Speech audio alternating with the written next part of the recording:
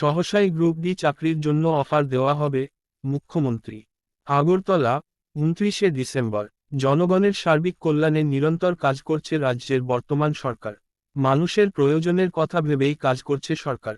বর্তমান সরকার দায়িত্ব নেওয়ার পর এখন পর্যন্ত প্রায় 13,000-এর অধিক সরকারি চাকরি প্রদান করা হয়েছে। খুব সহসাই গ্রুপ ডি চাকরির জন্য অফার দেওয়া হবে। রবিবার মান্দাই মণ্ডলের 5 নং বুথের নাগরিকদের সাথে মাইলুমা স্কুল মাঠে আয়োজিত প্রধানমন্ত্রী নরেন্দ্র মোদীর মন কি বাত কার্যক্রমে অংশগ্রহণ করে একথা বলেন মুখ্যমন্ত্রী প্রফেসর রাহ মানিক সাহা।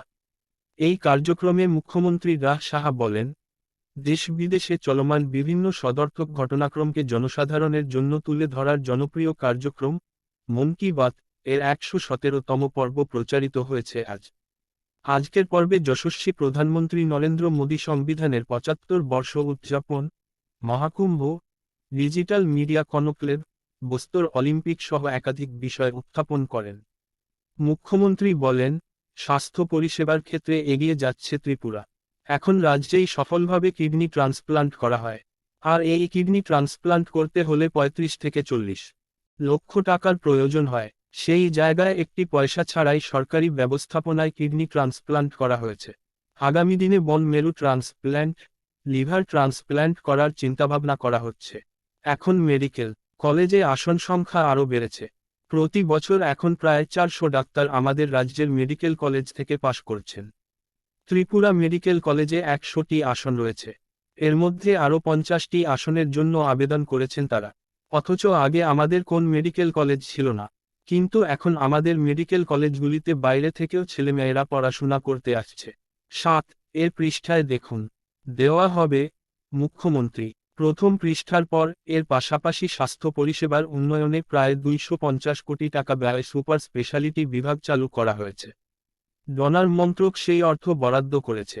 একেবারে কর্পোরেট স্টাইলে সুপার স্পেশালিটির ব্যবস্থা করা হয়েছে। রাজ্যে এসে ডেন্টাল কলেজের উদ্বোধন করে গিয়েছেন প্রধানমন্ত্রী নরেন্দ্র মোদী। সেই কলেজেও আসন সংখ্যা বেড়েছে। এখন 63টি আসন হয়েছে। 50টি আসনের নার্সিং কলেজ হয়েছে। আমাদের ফার্মেসি কলেজ রয়েছে। আগামী দিনে হোমিওপ্যাথি ও আয়ুর্বেদিক কলেজ গড়ে তোলার উদ্যোগ নেওয়া হয়েছে। মুখ্যমন্ত্রী আরও বলেন, আগামী দিনে আরও প্রায় 700 কোটি ব্যয়ে সুপার স্পেশালিটি হাসপাতাল গড়ে তোলা হবে। এজন্য প্রয়োজনীয় জায়গা দেখা হয়েছে। আর এ সমস্ত পরিষেবা গড়ে উঠলে চিকিৎসার জন্য রাজ্যের মানুষকে বাইরে যেতে হবে না। রাজ্যে উন্নত মানের স্বাস্থ্য পরিষেবার জন্য প্রাক নিলামে বাইরের নামিদামি সংস্থাগুলি অংশ নিয়েছে।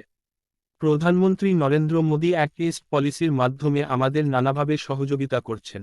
গতকাল কেন্দ্রীয় মন্ত্রী প্রহ্লাদ যোশী রাজ্যে এসে পর্যালোচনা বৈঠকে অংশ নিয়েছেন। আমরা তাকে বিভিন্ন বিষয়ে অবহিত করি। সম্প্রতি রাজ্যে নর্থ ইস্ট কাউন্সিলের 72তম প্ল্যানারি অধিবেশন অনুষ্ঠিত হয়েছে। ত্রিপুরায় এ ধরনের বড় আয়োজন করা যাবে সেটা কেউ ভাবেননি। কেন্দ্রীয় স্বরাষ্ট্রমন্ত্রী অমিত শাহের পৌরোহিত্যে এই গুরুত্বপূর্ণ বৈঠক সম্পন্ন হয়েছে। এই অধিবেশনে অষ্টলক্ষীর সমস্ত রাজ্যপাল ও মুখ্যমন্ত্রীগণ সহ আধিকারিকগণ অংশগ্রহণ করেছিলেন। North east space application centre সোসাইটির সভাও অনুষ্ঠিত হয়েছে। ব্যাংকার্সদের সভাতে ত্রিপুরার জন্য আলাদা চিন্তাভাবনা করতে নির্দেশ দিয়েছেন কেন্দ্রীয় স্বরাষ্ট্রমন্ত্রী। মুখ্যমন্ত্রী বলেন, রাজ্যের বর্তমান সরকার জনগণের সার্বিক কল্যাণে নিরন্তর কাজ করছে। মানুষের প্রয়োজনের কথা ভেবেই কাজ করা হচ্ছে। এখন ত্রিপুরায় লাখপতি দিদি অনেক রয়েছেন।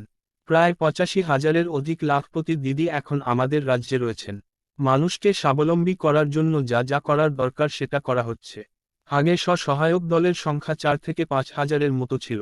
এখন প্রায় 56,000 হয়ে গিয়েছে। কোটি কোটি টাকা রিভলভিং ফান্ড দেওয়া হচ্ছে। সব মিলিয়ে গ্রামীণ অর্থনীতির বিকাশের লক্ষ্যে কাজ করছে রাজ্য সরকার। এই সরকার আসার পর প্রায় 13,000-এর অধিক সরকারি চাকরি দেওয়া হয়েছে। স্বচ্ছতার ভিত্তিতে চাকরি প্রদান করা হচ্ছে। আগে কি হতো, কেউ মিছিল মিটিংয়ে গেলে তবে চাকরি পাবে, কিন্তু এখন সেই সুবিধা নেই। গ্রুপ ডি চাকরির অফার খুব সহসাই দেওয়া হবে। এদিন মান্দাই সফরকালে এই এলাকার জনজাতি সমাজপিতিদের সাথে এক মতবিনিময় সভায় অংশ নিয়ে তাদের বিভিন্ন মতামত সম্পর্কে অবগত হন মুখ্যমন্ত্রী প্রফেসর রাহ মানিক সাহা।